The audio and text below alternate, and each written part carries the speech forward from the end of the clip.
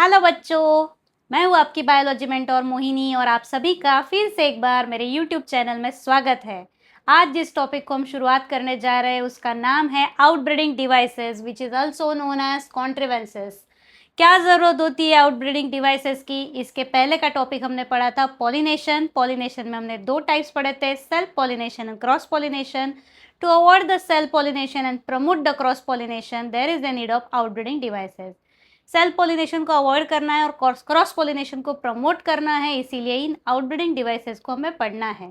There are 6 different types of outbreeding devices, see one by one. सबसे पहला आता है यूनिसेक्सुअलिटी। यहाँ यूनि का मतलब हुआ सिंगल, सेक्स जिस प्लांट पे रहेगा, यानी ही the plants which bear only one type of flower, it may be male flower और female flower, that condition is called as unisexuality. Definition जान लेते हैं। The plant bear either male और female flowers. This condition is also known as, इसी कंडीशन को दूसरा नाम भी दिया गया है डायोशियम। एग्जाम्पल के तौर पे जान लेंगे, मोनोशियस प्लांट में एग्जाम्पल दिया है मेज और डायोशियस प्लांट्स है mulberry and papaya. This is regarding to the unisexuality. The second condition is nothing but the dichogamy. यहाँ डाई मीन्स टू कंडीशंस हमें पढ़ने हैं, उसके दो टाइप्स आते हैं, एक है प्रोटैंड्री और दूसरा है प्रोटोगाइनी। डिफरेंस जान लेते हैं, दोनों को स्प्लिट कर दे वर्ड को तो प्रो का मतलब होता है अर्लियर, एंड्रस का मतलब है एंड्रोशियम और गाइनी का मतलब है गाइनोशियम। डेफिनेशन बन जाती है, प्रोटैंड्री की डेफिनेशन बन जाती है androecium matures earlier than the gynoecium, while protogyny की डेफिनेशन बन जाती है gynoecium matures earlier than the androecium. एक ही फूल पर दोनों गैमेट्स मौजूद है, उसमें से मैच्योरेशन टाइमिंग बदल दिया जाए तो जो पॉलिनेशन है वो सेल्फ पॉलिनेशन अवॉइड किया जाएगा। Best example for protandry is sunflower and for the protogyny it is gloriosa.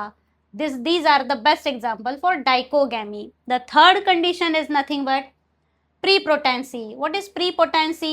Prepotency का मतलब होता है जब स्टिग्मा पे पोलन ग्रेन डिपॉजिट किए जाते हैं तो किसी दूसरे प्लांट से आए हुए पोलन ग्रेन्स अर्लियर मैच्योर हो जाते हैं सेल्फ पोलन ग्रेन से, और उसी कंडीशन को हम कहते हैं प्रीपोटेंसी। देखिए डेफिनेशन है, pollen grains of other flowers germinate rapidly over the stigma than the pollen grains from the same flower. The best example is apple. The fourth type of outbreeding devices is heterostyly, which is also known as heteromorphy. इसका मतलब है, आपको पता है कि there are the 3 different parts of carpel, stigma, style and ovary. तो style की जो लेंथ है वो दोनों फूलों में अलग अलग होती है। डायग्राम के मदद से समझते हैं। See the diagram here.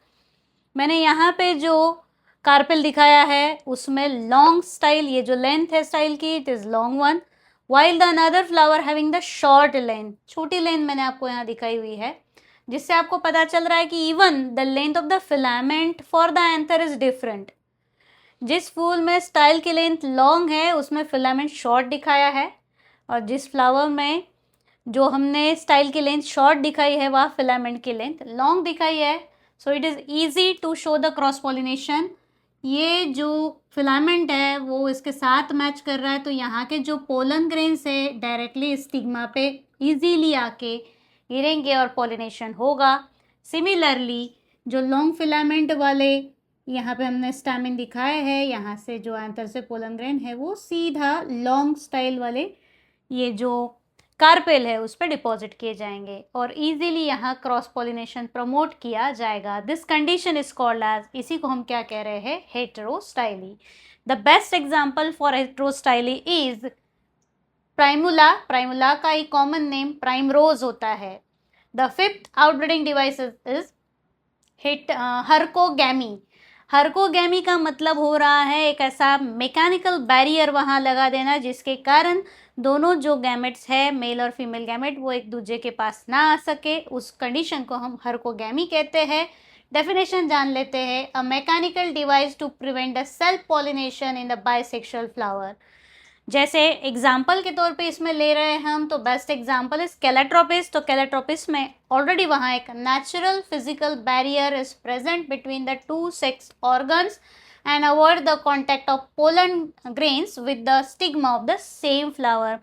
वो जो पोलन ग्रेन्स है वो उसी स्टिग्मा के कांटेक्ट में नहीं आ पाते, क्योंकि बीच में एक मेम्ब्रेन जैसा या पर्दे जैसा वहाँ बन जाता है। और एग्जाम्पल मैंने आपको पहले ही बता दिया, कैलाट्रोपिस। कैलाट्रोपिस यानी ही जो हनुमान जी को चढ़ते छोटे फूल, इसके पर्पल कलर के आपने देखे होंगे, जो फूल तोड़ने के बाद या पत्ते तोड़ने के बाद वहाँ दूध जैसा कुछ एक लिक्विड भी आता है। That plant is called as calotropis. The last outbreeding device is self incompatibility, which is also called as self sterility. तो सेल्फ स्टेरिलिटी में ही पता चल रहा है कि ये ऑलरेडी एक ऐसा जेनेटिक मैकेनिज्म है जिसमें जर्मिनेशन पोलन ग्रेन का जो हो रहा है वो उसी के स्टिग्मा पे जब डिपॉजिट होगा वो हो ही नहीं पाएगा, वो जर्मिनेट होने ही नहीं देंगे। तो अपने आप ही जो सेल्फ पॉलिनेशन है वो अवॉइड कर दिया जाएगा, और उसी को तो कहा जा रहा है self incompatibility of self sterility. Definition जान लेते हैं। This is a genetic mechanism due to which the germination of pollen on stigma of same flower is inhibited। उसको जर्मिनेट होने ही नहीं देते, तो इसी कंडीशन को हम कह रहे हैं self incompatibility. The best examples are tobacco and thea plant. तो ये थे 6 अलग अलग आउटब्रीडिंग डिवाइसेस। बढ़ते हैं नेक्स्ट टॉपिक के तरफ।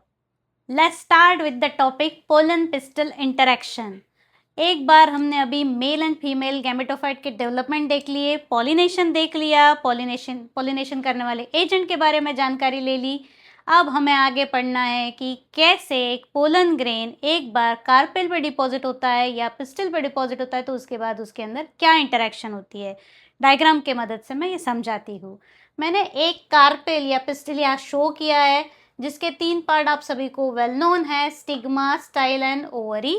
सपोज ये जो हमने यहाँ कार्पेल ड्रॉ किया है वो हिबिस्कस प्लांट का है, और 3 अलग अलग स्पीशीज़ के पोलन ग्रेन हम यहाँ शो कर रहे हैं। अलग अलग डिज़ाइन मैंने उनके लिए यहाँ ली हुई है अंडरस्टैंड होने के लिए।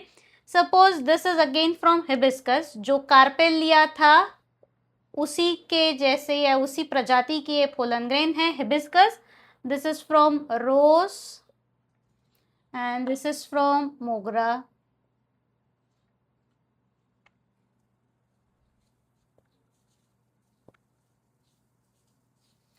तो जो कार्पेल है वो हमने हिबिस्कस का लिया है, यानी ही China rose is a common name. अब बात आती है कि जब पॉलिनेशन होगा तो पॉलिनेशन के दौरान यहाँ तीनों भी प्रकार के पोलन ग्रेन डिपॉजिट हो सकते हैं। ऐसा ज़रूरी नहीं है कि हमेशा जो कोई हनी बीज है वो हनी बीज एक हिबिस्कस के प्लांट को विजिट करने के बाद में हिबिस्कस को ही विजिट करेंगे, ज़रूरी तो नहीं है। बाद में रोज़, मोगरा ऐसे अलग अलग फूलों पे वो बैठेंगे और आखिरकार फिर से एक बार हिबिस्कस पे आके बैठ जाएंगे, तो अलग अलग स्पीशीज़ के सभी पोलन ग्रेन्स यहाँ डिपॉजिट किए जाएंगे। But which one is right type pollen grain? Correct, this one hibiscus is a right type of pollen grain. सिर्फ इसी एक पोलन ग्रेन को हम कह सकते हैं कि ये right type of pollen grain है, और बचे हुए 2 जो है वो wrong type of pollen grain कहा जाएगा इनको। और ये जो पिस्टिल या उसका जो स्टिग्मा है synthesising a sugary substance which is only given to the right type of pollen grain. जो right type of pollen grain है उसी को शुगरी सब्सटेंस दिया जाता है, जिसके कारण जो पोलन ट्यूब है वो धीरे धीरे और बड़ी होने लगती है और स्टाइल से होते हुए आगे ओव्यूल के तरफ बढ़ने लग जाती है। और इसी इंटरेक्शन को हम पोलन पिस्टल इंटरेक्शन कहते हैं, जिसमें ढेर सारे अलग अलग इवेंट्स आते हैं। डेफिनेशन जान लेते हैं। The definition for pollen pistol interaction is all the events from the deposition of pollen grain on the stigma to the entry of pollen tube in the ovule are referred as pollen pistil interaction। तो इस topic में आपको wrong type of pollen grain and right type of pollen grain के बारे में ज़रूर लिखना है। छोटा सा टॉपिक है, that is pollen pistil interaction। Next topic is artificial hybridization।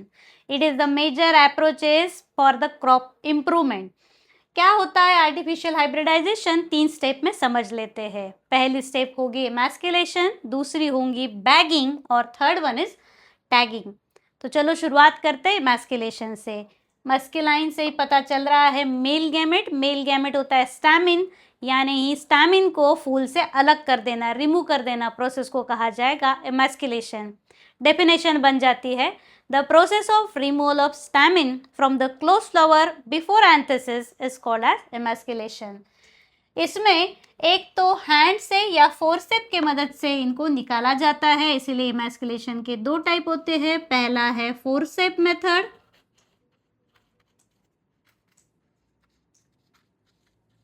and second one is called as hand method.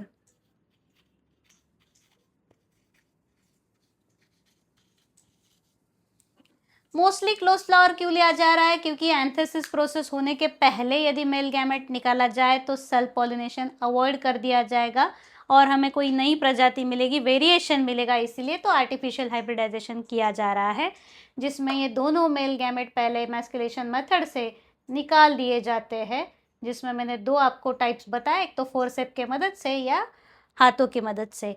So this is forceps method and hand method emasculation can be done. Second step आती है bagging, जिसमें जो इमैस्कुलेटेड flower है उसके ऊपर एक polythene की bag चढ़ाई जाती है। क्यों ऐसा? क्योंकि सेल्फ पॉलिनेशन में हमने देखा था नेबर फ्लावर भी कभी कभी उसके पोलन ग्रेन इस पर डिपॉजिट कर सकता है। सेम प्लांट पे जो दो अलग अलग फूल है उनमें भी पॉलिनेशन हो सकता है, इसीलिए वो पॉलिनेशन अवॉइड करने के लिए इसके ऊपर एक पॉलीथीन की बैग चढ़ाई जाती है। प्रोसेस को कहा जाता है बैगिंग। फिर बैगिंग के बाद एक जो स्ट्रॉन्ग पोलन ग्रेन्स है उसी सेम प्रजाति के वो कलेक्ट किए जाते हैं and with the help of brush, जो कलर करने वाला अपना ब्रश होता है उसके मदद से फिर से ये पॉलीथीन बैग हटा देते हैं और डस्ट किए जाते हैं, डस्टेड ऑन इट। उसके ऊपर आर्टिफिशियली ये डस्ट किए जा रहे हैं, यानी ये आर्टिफिशियल पॉलिनेशन हम करवा रहे हैं। ये करने के बाद फिर से बैग को चढ़ा दिया जाता है, रीबैगिंग उसको कहा जाएगा। कितने दिनों तक वो बैग वैसे के वैसे रखा दिया जाएगा? Once the over is swollen, अंदर की ओवरी जो है वो थोड़ी फुली हुई दिख जाती है, यानी वहाँ पॉलिनेशन एंड फर्टिलाइजेशन सक्सेसफुली हो गया है, वो उसका प्रमाण मिल जाता है, तब तक ये बैग वैसे ही रखी जाती है। उसके बाद वो हटा देंगे ताकि सेल्फ पॉलिनेशन ना हो। उसके बाद आता है टैगिंग। टैगिंग में मैंने आपको बताया कि यहाँ एक एल्यूमिनियम फॉयल का टैग जो है वो लगाया जाता है, जिसमें उसके इमैस्कुलेशन डेट, कुछ कोडेड और इन्फॉर्मेशन सब लिखी हुई रहती है और उसी को हम टैगिंग ये नाम देते हैं। ये सभी जो emasculation, bagging, tagging, artificial pollination सब प्रैक्टिस जो है वो क्रॉप इम्प्रूवमेंट में की जाती है, जो हमें दूसरा चैप्टर प्लांट टिश्यू कल्चर उसमें हमें देखना ही है। तो इस प्रकार आज हमने ये 3 टॉपिक कवर कर लिए हैं, जो थे outbreeding devices, pollen pistil interaction and the last one is artificial hybridization. ये अभी टॉपिक हम यहाँ ख़त्म कर रहे हैं, फिर हम नेक्स्ट वीडियो में लेके आएंगे double fertilization. Again very important topic, बहुत ही इंपॉर्टेंट टॉपिक है, वो हम नेक्स्ट वीडियो में पढ़ेंगे। तब तक के लिए बाय बाय।